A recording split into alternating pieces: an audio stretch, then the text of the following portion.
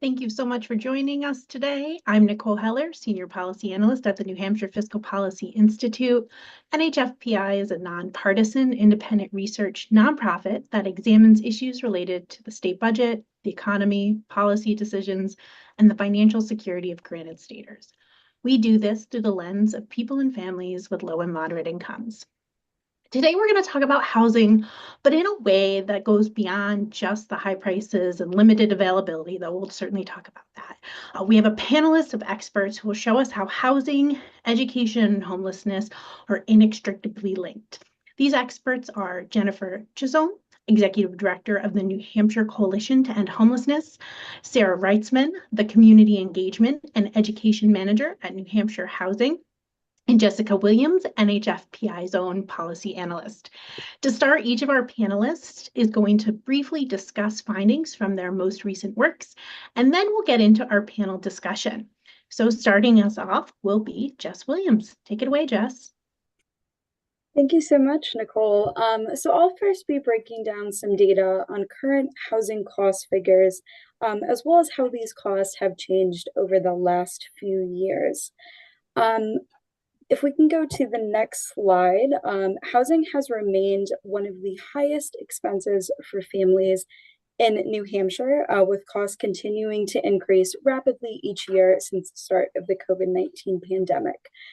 As of June of last year, so 2024, the median price for purchasing a single-family house in New Hampshire reached a record high of $540,000, which was roughly a 71% increase from June 2019 before the pandemic began. When we look at data all the way back to 1999, however, the median price for a single-family house increased by over 275%. House prices do tend to peak in the spring and summer months, so costs have come down a bit since June. However, the median price for a single-family house still stood at over $500,000 as of the most recent data that we have from February of this year. Increased prices for purchasing a home have largely been driven by declining inventory and fewer available housing stock across the state. Housing costs have also increased for renters across the state.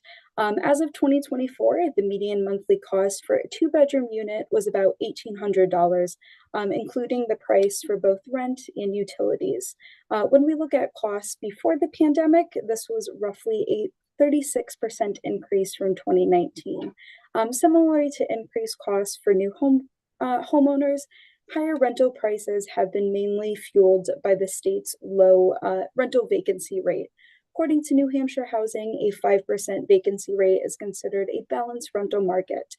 However, as you can see on the graph, the state's rental vacancy rate has consistently fallen below this percent at least since 2011, reaching a record low from 2021 to 2023.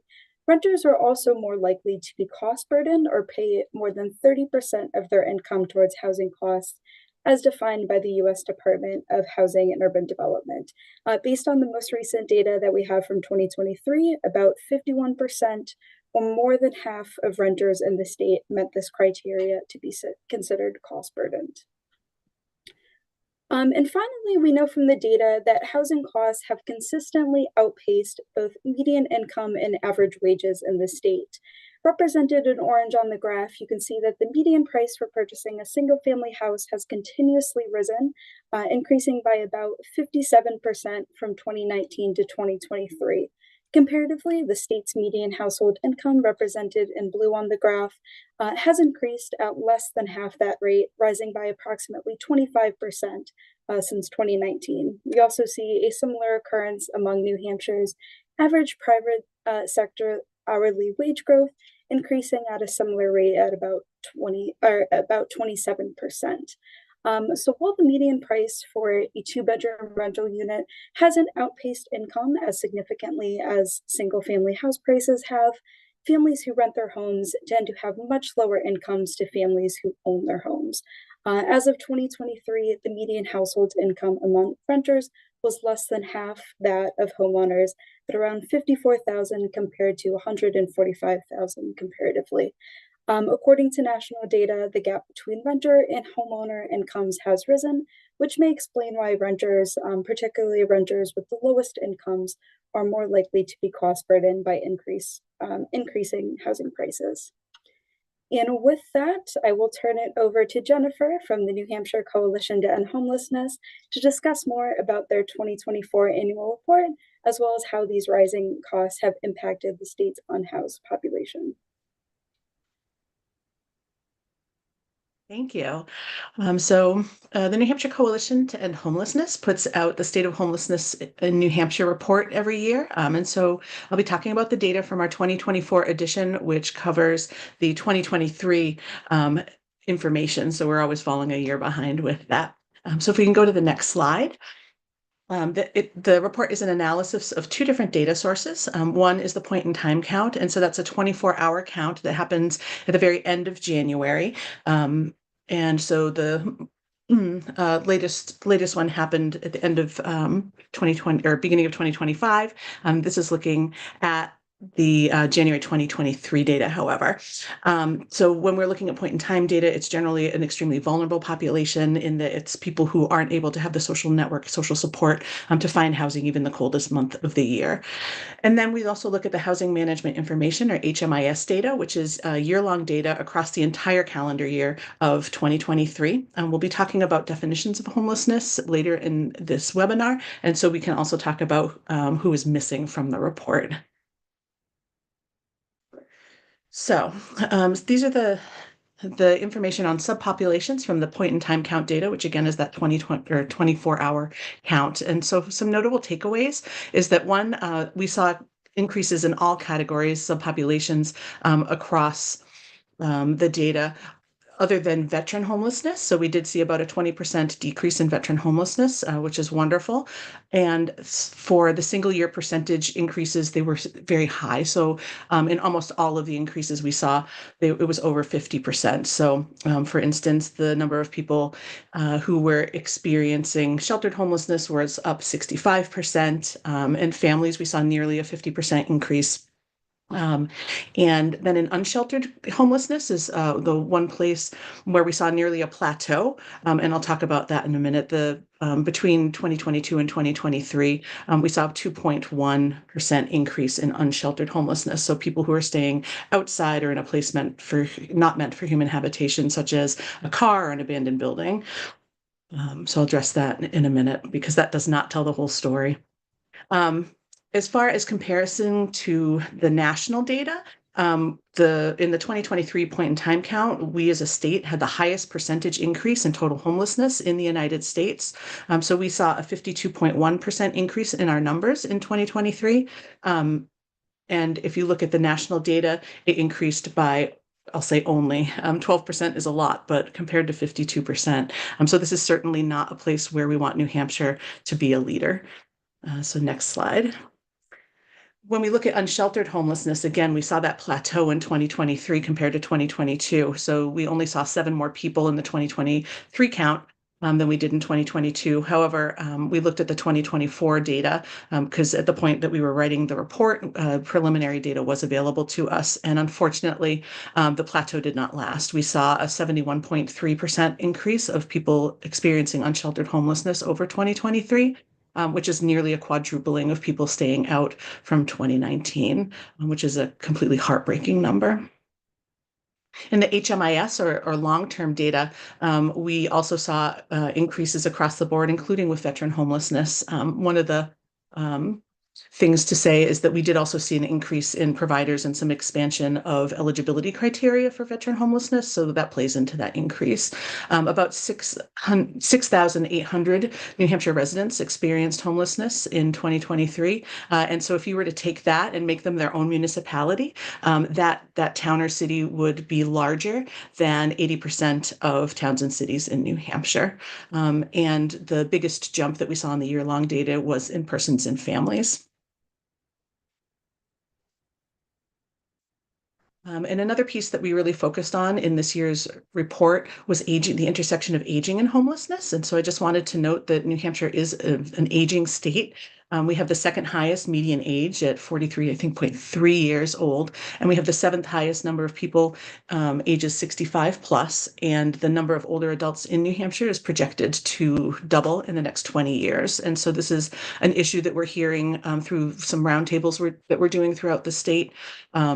And so it's only going to grow larger. So a place to really be paying attention to that. So about 1 out of 5 people who were homeless in New Hampshire in 2023 were an older adult. And so I will pass it along to Sarah from New Hampshire Housing. All right. Good afternoon, everyone. So I'm going to be talking about a study that New Hampshire Housing released recently. This is an update to studies we've done in the past. So From Homes to Classrooms focuses on the relationship between housing development, school enrollment, and local property taxes. And this is a publication that we've done a couple of times because it feels important, because it continues to come up as a topic at the local level. So people are concerned, if there is housing development in my community, will there be increases to school enrollment? If so, will our property taxes go up? And this is a question that's been asked a lot, and perhaps folks are familiar with this and have heard this. I think of this as a 3-part myth. So the first part of this myth is that we way overestimate how many school children are going to live in each housing unit. So say if we build 100 units of housing, 2 kids per unit, that's 200 students that we're adding to our school district. The reality is that it's more like 0.9 students per housing unit. So we build 100 housing units. We're likely to get maybe 29 students in that are school age in our community. The second part of the myth is that we confuse the difference between marginal and average cost. On your tax bill, when you get that from your town, you might see the average cost per student in your community, and that number looks really high, right? It's going to be something like $15,000. But the marginal cost to actually add a kid to your school district, assuming you have capacity, is more likely to be right around 0. So when you're adding a kid to your school district, if you, again, assuming you have capacity, which most of our schools in New Hampshire do, if not all of them, you're not hiring a new teacher. It doesn't change the utilities for the building. You're still sort of paying those fixed costs to keep your school running, regardless of how many students are there. And then the third part of the myth is that I think sometimes we forget, and I've had conversations with people about this, about that when we're building that new housing, it's also increasing our tax base. So we're increasing our revenue. So what we did was we did an analysis. We worked with a consultant called Urbanomics. They're out of New York City, and they also have an office in Portsmouth, New Hampshire. We did this analysis with them where we did sort of a statewide look at the data, and then we tested those assumptions in our 4 case study communities: Dover, Dunbarton, Deerfield, and Merrimack. So on the next slide, you'll see this is from these case study communities. Again, those Dover, Deerfield, Dunbarton, and Merrimack. We looked at new construction built between 2014 and 2023. What was the actual students per unit that we saw? So the average in our case study communities was 0.25 students per unit. In new construction, it's even lower. It's 0.16 students per unit. So in our newer housing, we can sort of make the leap that students are more likely to live in slightly older housing. And of course, we know there's a lot of variation in housing type. So in single family homes, you're going to see a lot more school age children living there. It's more like 0.4, so still well below this idea that every house has 2 school kids, 0.4 students per housing unit. So we build 100 units of single family housing, we end up with about 40 school age kids. In multifamily rentals and condos or townhouses, we're looking at more like 6 kids for every 100 units. And then in manufactured housing, we have almost no kids living there. And then getting back to sort of the last part of this myth, which is about the sort of value per unit, value per acre that we see when we're building this housing. Is it fiscally beneficial for our school districts? And the answer across the board is yes. There are no housing types for housing that was built between 2014 and 2023. It generated a net fiscal benefit of about $1,700 per unit for local school districts. So there were no housing types that were losing money in their school districts. Rental and condominium multifamily housing showed greater net positive impacts than single family or manufactured homes. And of course, we also hope that people will think, well, we also need students because we need workers in our communities. We need young families. But this is what the data shows in terms of how it's going to impact your taxes and your sort of local school districts. I would also point you to, there was another study done that was commissioned from the New Hampshire Association of Realtors. This was several years ago at this point. It was done by Professor Emeritus Dr. Richard England, who was at UNH, and he answered this question too: will having more kids in your school system increase your property taxes? So I'll leave it there for now. I'm looking forward to the rest of the discussion. Right. Thank you all so much for sharing your most recent research with all of us and giving us a tremendous 360 view of where we're coming from for today's conversations. And so I wanted to go back to something Jennifer mentioned earlier in her presentation about different definitions. Sometimes we have different definitions for particular terms that we use from a more research or scientific perspective, or people in the field, versus how we use them colloquially. So I'm hoping that we can kind of dive into that a bit. And Sarah, I wanted to start with you. Can you talk a bit about affordable housing and what that is? Sure. Yeah, I'd be happy to. I love this question and sometimes hate this question. So often when I use the phrase affordable housing, I'm sort of being vague on purpose because affordable housing is such a vague term.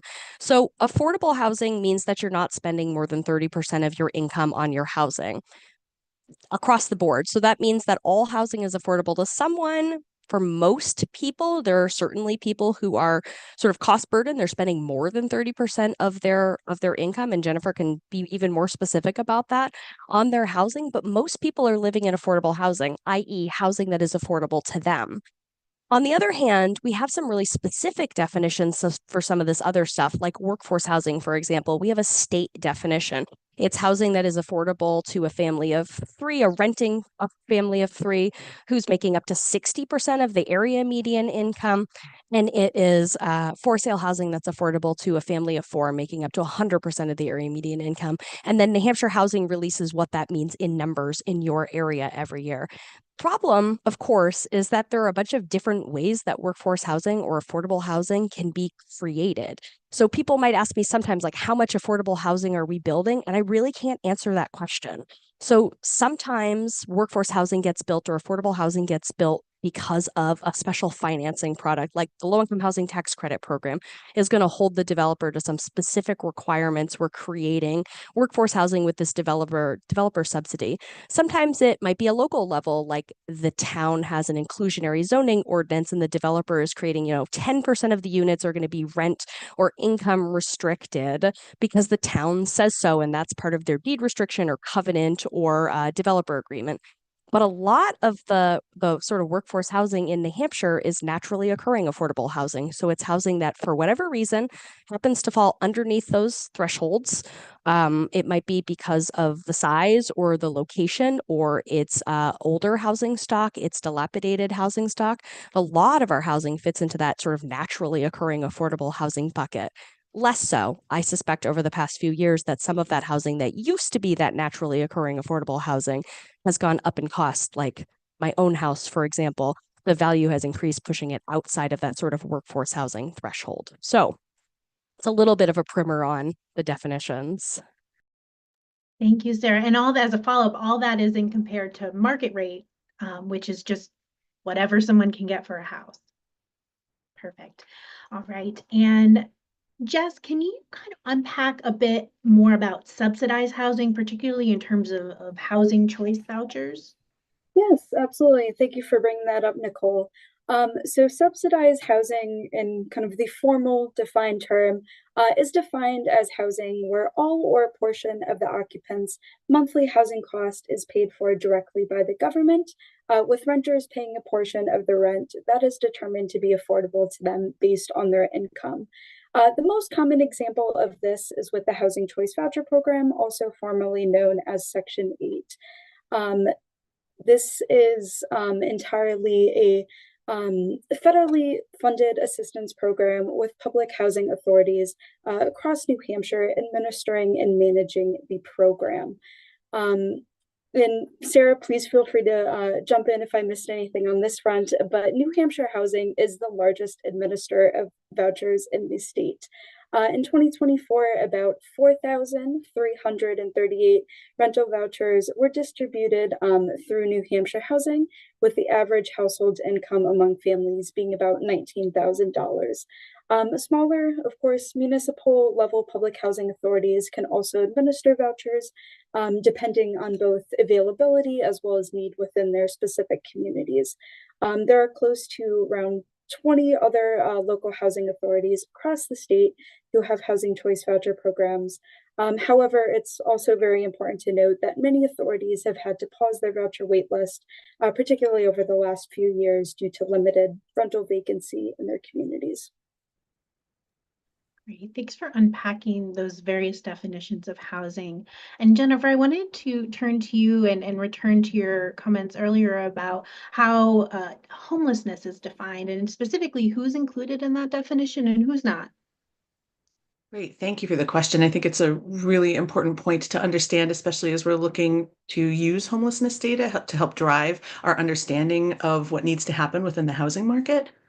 So the data that you'll see in our report, for the most part, is data that is based off of Housing and Urban Development, or HUD's definition of homelessness, which is the most narrow definition. So there are multiple federal definitions of homelessness. So the people in our report are either accessing services through a program that's meant to provide housing, temporary housing, to people experiencing homelessness, so emergency shelter, transitional living program, for example, or to sort of simplify things, somebody, like I was saying, that was staying in a place that's not meant for human habitation. And so again, that's somebody in a car, in an encampment, and so it is very limited.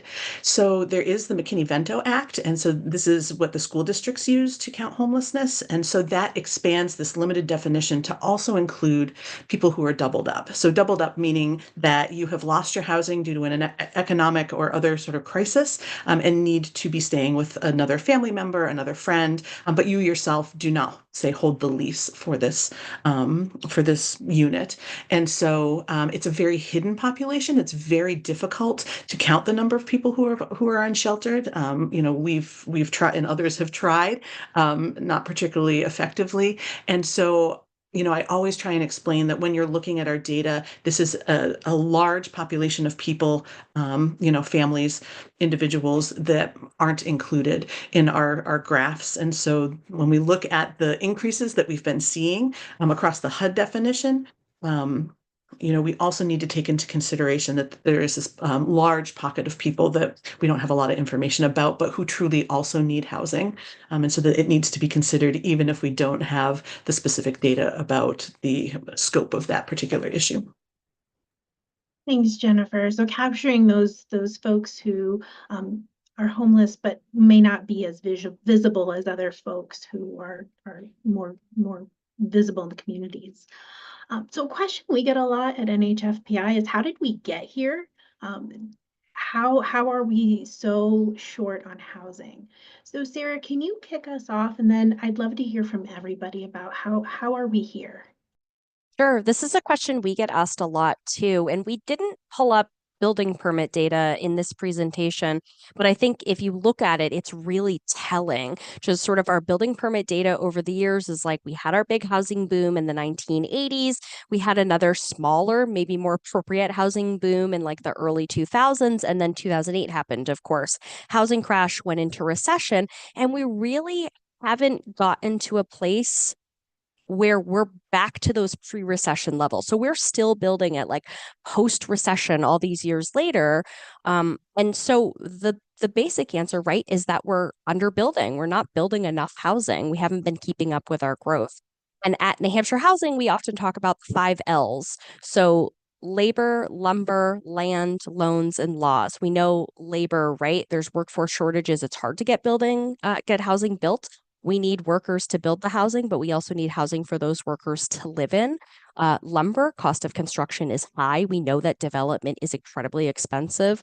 Land, of course, is a finite resource. We do not have unlimited land in New Hampshire, although the variability of its use it's very variable. We could be using some of our land more intensely than we are.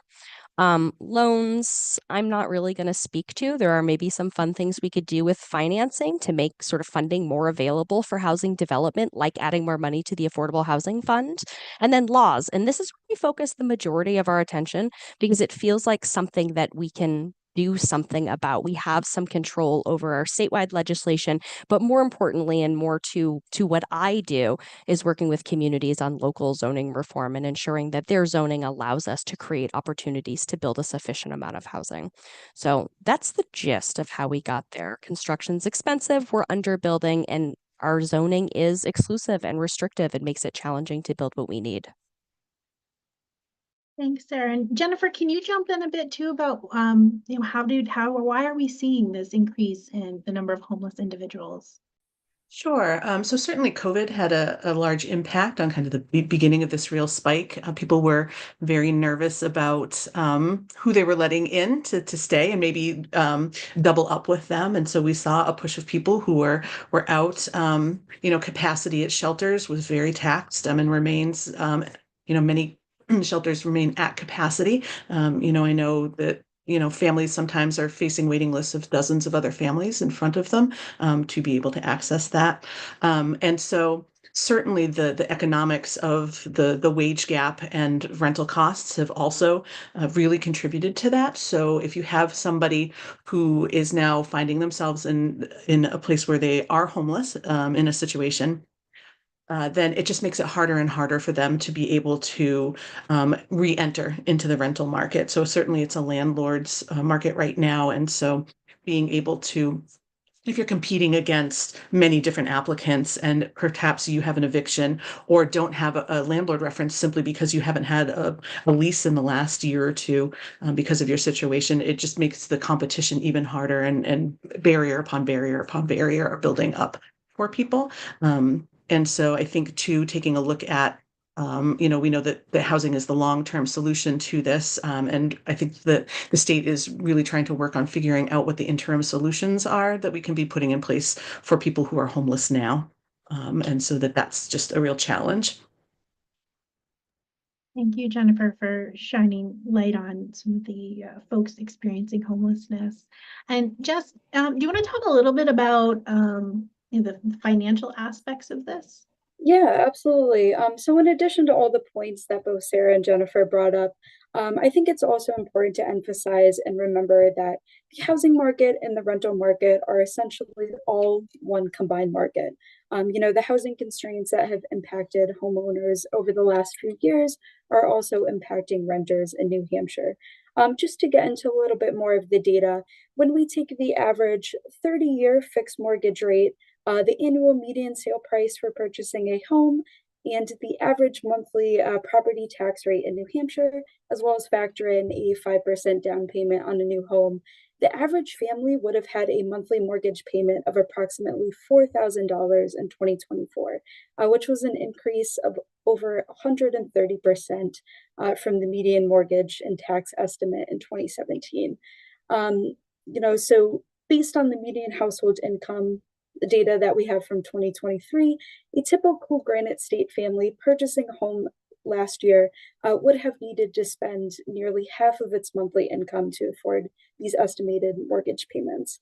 So more simply put, a family earning close to the state's median income who may have easily been able to afford to purchase a median priced home before the pandemic may be less likely to be able to afford that same home now, keeping that family in the rental market for a longer period of time. In turn, of course, families with lower incomes who may have never been able to afford to purchase a home may be in turn pushed out of the rental market and face some increased rates of housing instability.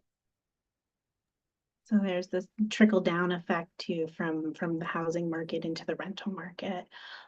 Thank you all. Our next question and discussion I'd like to get into is, what role does the state's demographics play in the ongoing housing constraints? And Jess, I'd love for you to kick this one off. You wrote a great report several months ago on the state's demographics. Can you shine some light on this for us? Absolutely, Nicole. So I will say the state's population is aging. As more residents in the state have reached or will be reaching traditional retirement age in the coming decade. As of the most recent data from 2023, New Hampshire was the second oldest state in terms of its median age, with around 20% of the population over the age of 65. So as the population continues to age and there's more opportunities to allow for independent living, more older adults may be deciding to remain in their homes as opposed to downsizing or moving into congregate living settings. It's also important to note that New Hampshire has historically relied on in-migration to grow its population. The number of deaths in the state has consistently outpaced the number of births, at least since 2017. So the entirety of population growth, at least since then, has been due to in-migration, either from other states or other countries across the globe. So while population growth is critical for growing the state's workforce and larger economy, of course, without increased inventory, this may limit housing opportunities for both the state's residents as well as individuals and families looking to move to New Hampshire. Great, Jess, thank you. And Sarah, can you unpack a question we sometimes hear is, how can a population stay the same in an area, but there's still a housing shortage in that region? Yeah, I would love to. This is one of my favorite questions. I will say that I do a lot of presentations about housing, and I don't include demographics in most of my presentations, with one exception, which is that I always talk about the changes in household size. So we know that the rate of single person households is way up. In 1960, single person households only accounted for 13% of all households. In 2022, 29% of all households were single person households. So the number of people living alone is much higher than it used to be. And then, sort of, the flip side is the average persons per household. So in 1960, it was 3.33 persons per household. In 2022 is 2.5. New Hampshire's just under that at 2.46 persons per household. So people are living alone at much higher rates. Families are having fewer children. Just in general, family sizes are smaller. And the reason why I think this is so important is because I think about it in terms of our housing stock all the time, which is that New England, New Hampshire has one of the sort of oldest housing stocks. Our housing is oversized, it's large. And I think about this on my daily commute every single day because I drive by a bunch of really big sort of connected farm complexes, really large single family homes. And I think, what if we, instead of building new housing, can chop up a lot of these large homes and create the smaller houses that there is so much demand for because of these single people living alone and our smaller family sizes. So I think that's the biggest way in which our sort of demographics and housing interact with each other.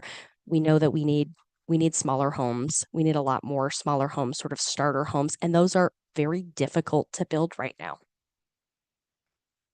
And thank you so much for that. That's insightful, Sarah. And I think for me, the first time I started to hear that explanation, it was really, oh, okay, yeah, that makes sense. That makes a lot of sense. I hadn't thought about it. And Jennifer, you had mentioned, to tie back to a little bit of what Jess was talking about with the state aging, you had mentioned some changes in terms of people experiencing homelessness and aging. Can you unpack a bit more about that? Sure. So as I said, we're doing roundtables across the state. So we've done 8 of them, with 4 more to go, to try and get an idea of just what's happening, what themes are we hearing from providers all across the state, not just in the southern tier or the urban areas. And so the concerns about aging and the intersection with homelessness are huge. It's throughout every roundtable that we've done, because again, it's, we're an aging state. There's a lot of changes that people make or try to make when they are aging with their housing. And so again, with the housing stock not necessarily supporting the needs of our aging population, which, as I said before, is about to boom. It's an issue where we anecdotally are seeing a lot more people who are in their 60s or 70s who are showing up accessing homelessness services, so at the shelters. With that, also, we're seeing a large increase, according to our reporting from the roundtable, of people who are medically frail, which actually is not necessarily only people who are aging, but we're hearing that from youth providers as well with chronic illnesses. And so New Hampshire is the only state in New England that does not have a medical respite for people who are experiencing homelessness and need some gap services, medical services. we're one of 10 states nationwide that doesn't have it.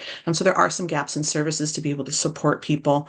You know, and again, it's something that people are saying has increased over the last few years pretty tremendously. And we're just very worried about what it's going to look like as the population continues to age.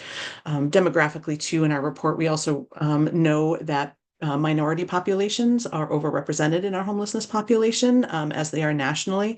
So we have data on that. So for instance, if you're somebody who's Black or African American, your risk is quadrupled over sort of the general population as well. So there are other vulnerable populations that we should be looking at as well. Thank you for lifting that up, Jennifer. That's a really important point to wrap up that particular demographic discussion on. So I have one more panel question before we save some time for questions from our audience. So this question is related to how do we fix it? And so Sarah mentioned a little bit about this in one of her answers, but it seems that the overall long-term solution is we just build more houses, more affordable houses, but that certainly takes time.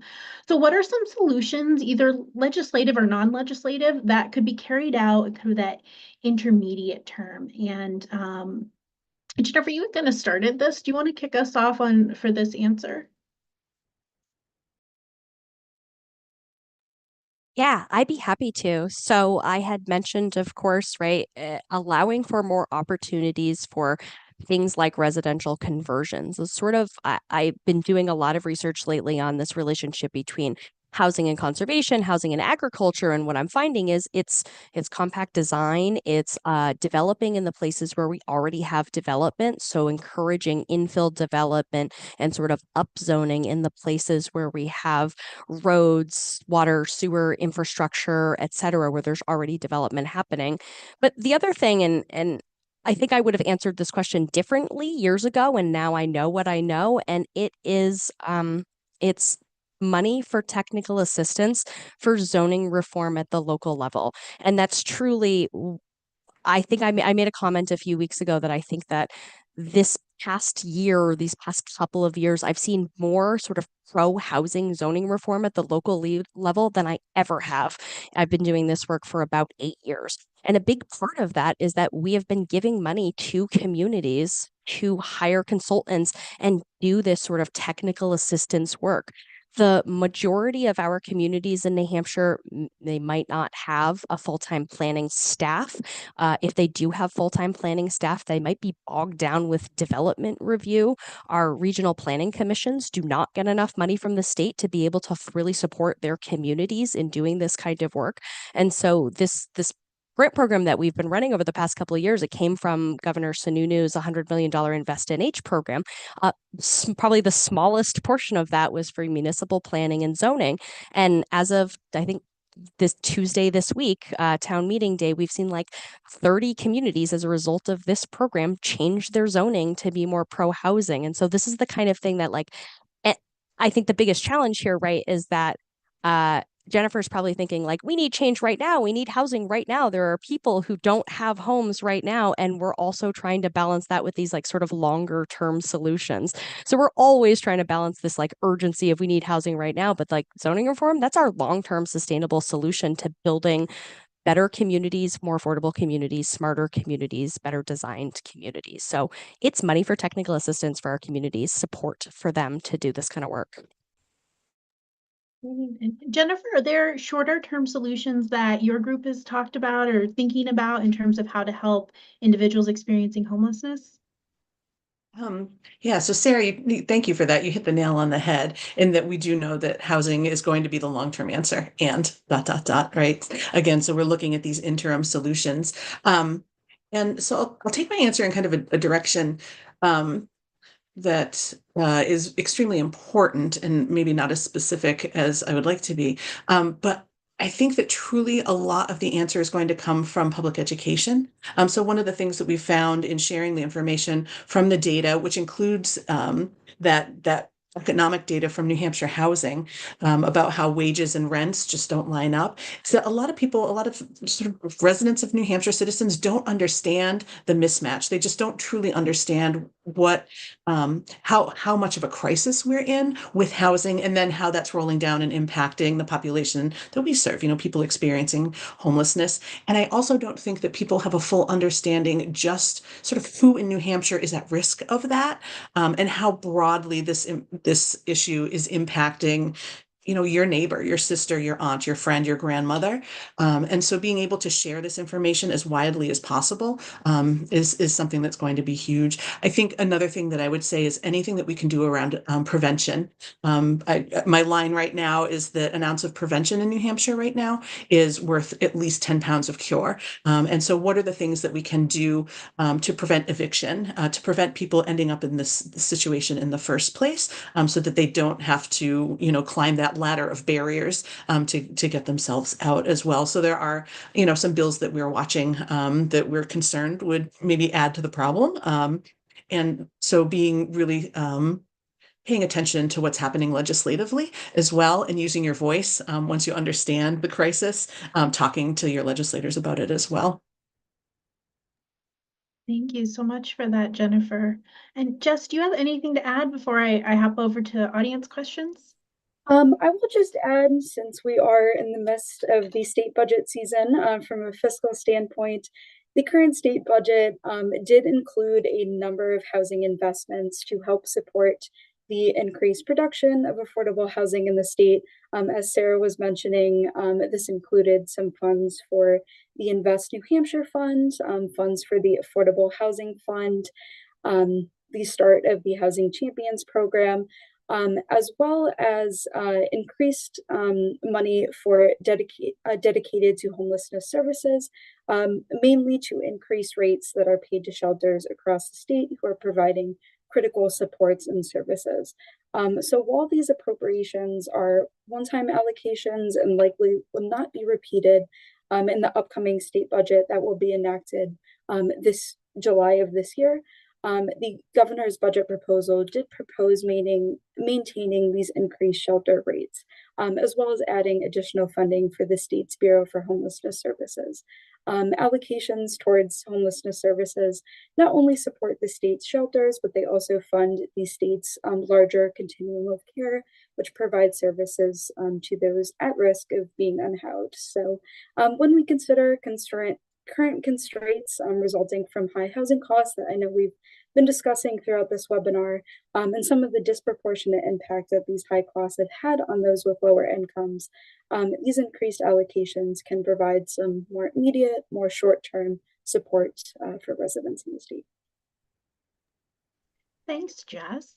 So with that, I'm going to turn over to our questions here from the audience. One of them is, so we know that our state has, the southern part tends to be more populous. There's more cities in that area. And as we go northern and western, less populous. So how does the housing shortage, and this individual also asked about people experiencing homelessness in particular, how do those challenges change, and how would the solutions look different in our more urban and suburban areas versus more rural areas of the state? And I don't know who wants to tackle that very easy question first. So I'll let you all hop in and tackle whichever part you want of that question. So I can speak a little bit just based off of some of the roundtables. So we've had roundtables in Lancaster up north, Lebanon. We were up in, Ossipee, taking a look. And so I'm somebody, I've got over 20 years of direct practice experience, specifically in Manchester, so very urban. And so learning very quickly about the needs of the North Country. And so prior to taking this position, I didn't realize that Carroll County, so Conway area, does not have an emergency shelter that serves kind of the general population of people experiencing homelessness. And so if they have somebody who agrees to go to a shelter bed and the stars align and there's a shelter bed that's actually available, then they're looking at an hour to an hour and 15-minute drive that they have to provide for somebody to reach the nearest accessible shelter. And so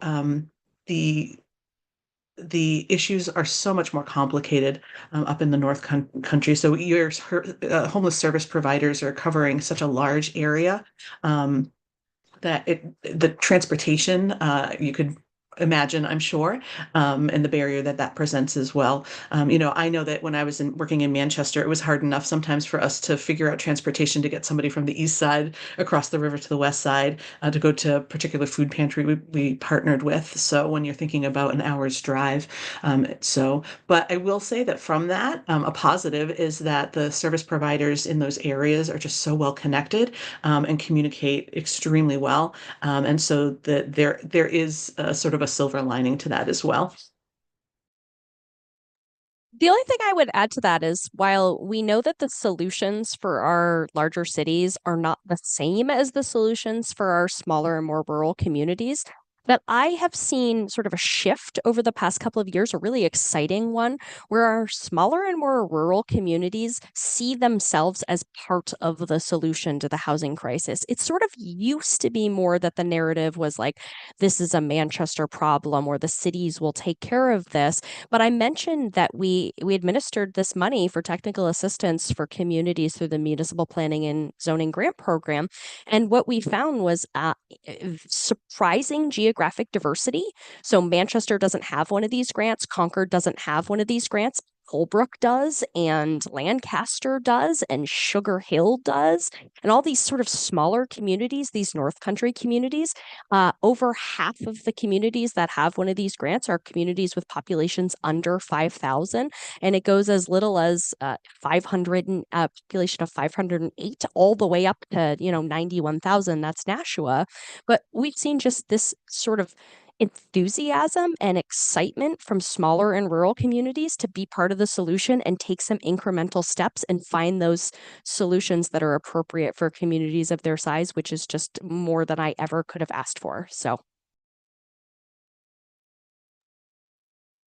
Go ahead, Jess. Yeah, What are you thinking? Of course. I would just say, as we're talking about some regional differences, I think it's also important to note that housing prices, of course, have remained the highest in the southeastern part of the state, as I think you mentioned in the question, in part due to their closer proximity to metropolitan Boston area. However, while that's true, prices have risen at much faster rates in rural areas of the state. With the median cost for purchasing a single family house more than doubling in Coos and Sullivan counties when we look at the data from 2019 to 2024. And similar instance is occurring with the state's rental market. So when we think about increasing costs and particularly the impacts of decreased housing inventory, families in the state may have trouble not only affording to live near where they work, but they may also experience difficulty finding and securing housing near their employers as well. Workers in the state, of course, may have to commute longer distances as well as potentially forego employment and educational opportunities if they don't have the means and time to undergo those longer commutes. Thank you, Jess. And you kind of teed up the next question in part of your answer. So we're vibing over here at NHFPI. One of the questions or pocket of questions that we received is related to increased property taxes as our property values, excuse me. But as houses increase quickly, folks who have been living in them may be experiencing or are experiencing higher property taxes. So what would you say to a community member who doesn't want new affordable housing units in their neighborhood? And Sarah, you touched on this a little bit. I think we've had answers throughout in pockets, but let's just put it in one place and I don't know, a 5 to 8 minute slot of the video for folks watching the recording. What would you say to somebody in the community who isn't interested in new construction or new affordable housing? And this can, of course, go to any of you, whoever wants to jump in. I am happy to start. So our sort of current strategy at New Hampshire Housing is to do our best to get as personal as possible and make it real and relatable for people. And often that's what works. And so encouraging people, and I would encourage everybody on this call to, especially if you own a home, head over to Zillow and figure out can I afford the house that I currently live in if I was looking right now? Because I can tell you for a fact, for me, it is no, I cannot. I bought my home in 2020. My husband and I are unbelievably lucky. We didn't do anything right except time it magically perfectly. We wanted to start a family. We started looking for a home. We paid $330,000 for our house. Our interest rate was 2.86%. If we were buying our same house right now, if we were looking today instead of 4 years ago, our house is now worth $475,000. And of course, interest rates are more like 7%. I could not buy the house that I currently live in. And it was only 4 years ago that we bought it, a little over 4 years ago. So for us, it's about making it real and relatable. Where are your kids going to live? If you own a business and you're having trouble with staffing, where do your workers live? Where are you going to be in 10 years? If you're looking for a home to downsize into, is that available for you in your community? So get together, share your housing stories, and just try to understand it from sort of a human level versus a construction, taxes, that stuff level. Thank you, Sarah. So that humanistic approach, we talked a bit about that as we were planning this webinar too. Jess, Jennifer, do you have anything to add? I'll just piggyback a little bit off of Sarah's last statement. In our roundtables, one of the things, a theme that we're hearing is that at times people who are working for the agencies who are doing the social support for, for our communities are also clients of the community because of that wage gap. And so without the affordable housing to be able to house the person, your barista at Starbucks, or the person that's helping, your neighbor fill out, their application for support at the local CAP agency. Those are people that are being affected by it too, and maybe be riding on this line. And so, again, going back to that understanding of who does this affect, not necessarily just the people, stereotypically, at least from the homelessness kind of lens of stereotypical like person on the sidewalk or under the bridge. It's our neighbors, so. Jennifer led me perfectly into my point. I know I mentioned earlier that, higher costs and low inventory may prevent people from living in the community in which they work. Of course, by increasing opportunities for affordable housing, communities can not only attract new workers and grow their workforces, but those who are already actively engaged in the community and already providing essential services for the community could have the opportunity to relocate to the area that they're already spending a great deal of time in. So thank you for adding to the conversation on that front. Yeah, and if I can, so I'm also an adjunct professor at UNH, and so I teach a field seminar class, and have an intern myself at the coalition. And so I will also say that if we want to hold our graduates in the state to be able to develop the workforce, there is some like very real anxiety with our graduating seniors from UNH, wondering how they're going to afford life, and thinking about where am I going to need to live so that I can afford an apartment, even with a roommate. And so thinking about that as well, if we want to retain our younger workers as well, who are going to grow into our professional workforce, that we really need to think about where are they going to stay. They're all strong and powerful points. And to that, I think I'm going to do one last question, and it kind of combines a handful of questions. One that is from a UNH student, so that's queued up really well. But they're related to this idea of breaking up bigger homes into smaller homes. And so one is from a perspective of a graduate student. One is talking about aging and seniors and creating community with opportunities for smaller amounts of folks to come together and help and create community partnerships. So this individual, one of the individuals asking a question in this nature was talking about that in terms of supporting public health providers. There's a lot that I just said.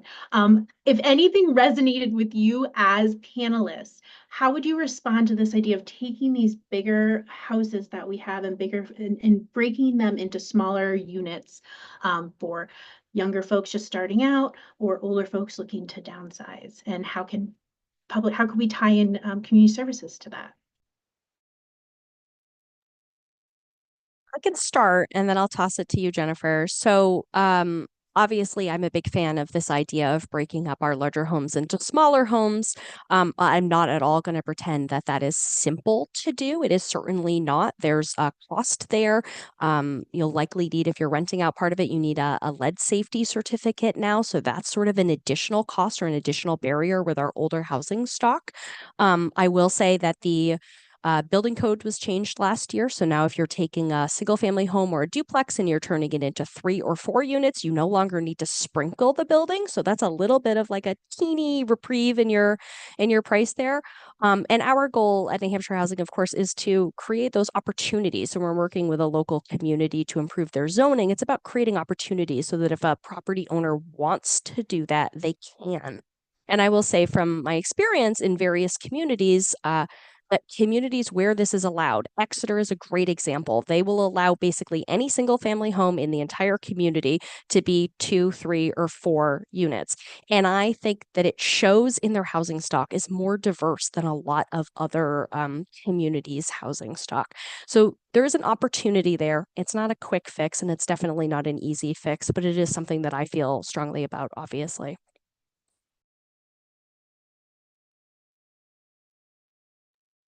Jennifer or Jess, anything to add? Sure. So I think, the coalition hears that we just need an entire range of different housing options, that it's a whole spectrum. And so what I'll say about breaking up the larger homes, in the world of homelessness, one of the things that we like to provide education about is that solving homelessness isn't always about just handing somebody a key, right? That there are a lot of supportive services that are needed, case management services, oftentimes to help people gain the skills in order to stabilize, or sort of relearn the skills in order to stabilize. And so, to me, when I think, larger building broken up into different units, what a perfect example of how we could be taking a look at ways to create more space for supportive service programs for people who are exiting homelessness. So. And I know we're getting close to the end, so I will keep this brief. But this question just brought up some of the earlier conversation surrounding demographics, the state's aging population in particular. We know looking over the next couple of decades, the number of people in the state reaching or have reached traditional retirement age will be increasing. So when we're thinking about options for our older adults in the state, things like multifamily housing options where families can live with their younger family members, their children, their grandchildren, and participate in that sort of housing structure. So that could be some solution to the state's growing population when we look into the future. Well, thank you all so much. We're coming up on our hour together, and I want to be mindful of everyone's time. So I just want to take one last moment to thank our expert panelists for joining us today and sharing their expertise, as well as the audience. We couldn't do this without you. Thank you for attending and asking great questions. And I would say before we sign off, if you have any additional questions, please feel free to reach out to any of our speakers today. You can also reach all of us at NHFPI at the info@nhfpi.org. So thank you all for attending today, and we look forward to seeing you at another event soon.